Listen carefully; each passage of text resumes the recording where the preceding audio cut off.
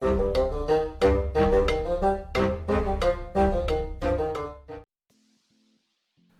back to the Critically Clueless. I'm Marty, and today I'm going to be doing a review on Haven. Now, I've got to start out by giving a big shout out and a thank you to the game bakers for actually sending us a key for this game.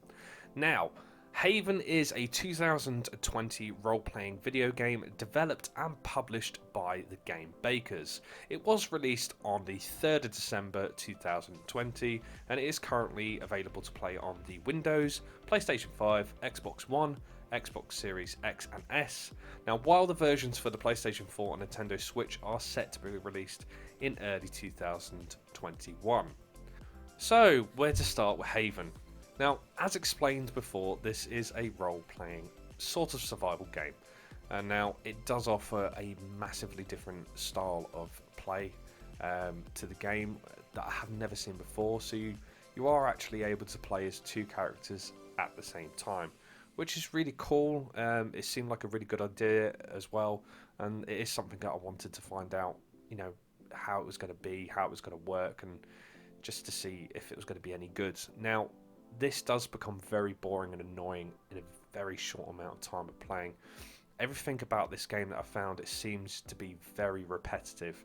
You glide around, you go through slipstreams, you have to find rust, you have to fight some creatures every so often, and find foods for yourselves, and then you have to do that time after time until you have enough rust to build items to repair the ship.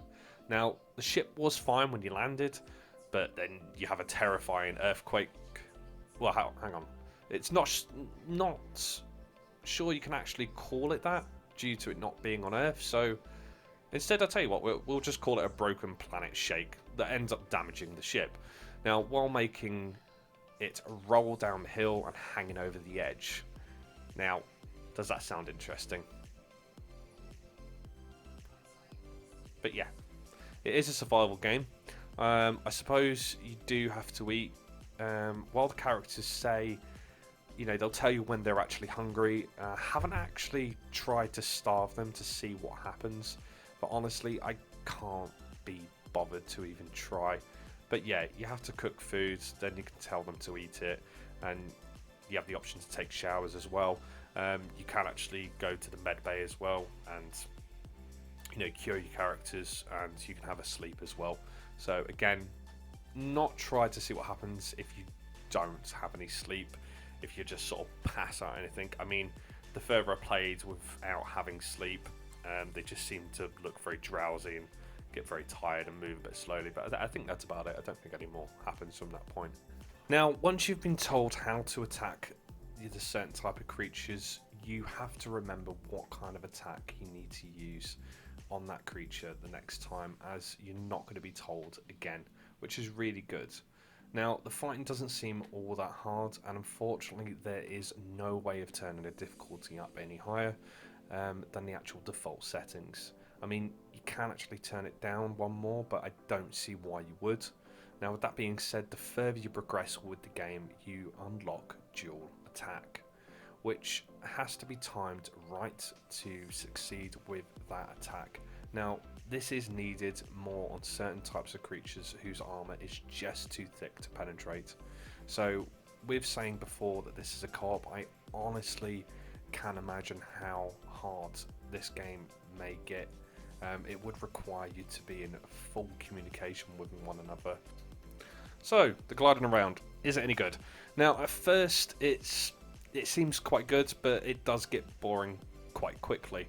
Now, the further you actually progress through the game, it does actually seem to get a little bit harder as well, though. Now, you have to go through these slipstreams to build up the energy for the gravity boots.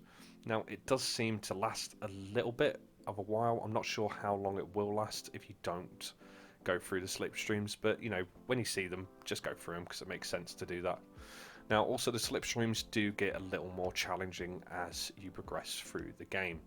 At some points you have to fly up and stay in the air, while the slipstream goes through really tight turns, and if you mess up, you fall out, and it is quite fun. So U and K, what are they like? do they seem interesting characters? No, they really don't. The whole dialogue and the way they're talking to each other, it's this whole young new loved up couple fake talk, and it's like meeting two people that want to show everyone just how perfect their love is for one another by ramming it straight down your throat.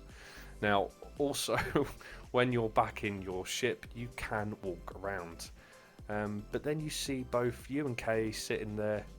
Now, when this happened, my first thought was, who am I currently playing as there isn't a third character, and the two playable characters are actually sitting there, so, you know, who you're actually playing as whilst you walk around. I'm not too sure why they decided to do that, but it seems very confusing. Now, there is also one thing that I actually forgot to mention. So whilst you're actually gliding around and playing the actual game itself, you get to listen to some music. Now, the music does change every so often, and you know, it might play I think it's about 5 songs, and then it's put on repeat, which is really fun, because who doesn't want songs on repeat for 10 to 12 hours whilst playing the game? So by now it seems like this game is not ticking any boxes, and to be honest, it really wasn't at first. But the further I got into this game, the more I found myself actually wanting to play it. Now, I'm not sure why or what has grabbed me, you know, with this, but I'm really enjoying the campaign, and I actually want to find out what is going to happen with this story and how it's going to progress. So now we come to the scoring of this game. Now, this game actually got a 6 out of 10, which is a really good score.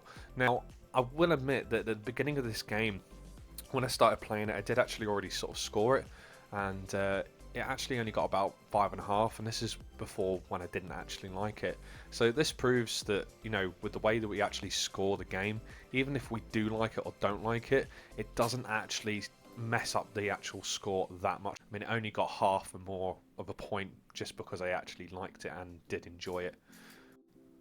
So if you've enjoyed my review, then please hit that like button and the subscribe button as well, and don't forget to hit the notification button as well so you can be notified for more videos just like this one. Now, as always, we've been the Critically Clueless, and I've been Marty. Take care, see you again soon.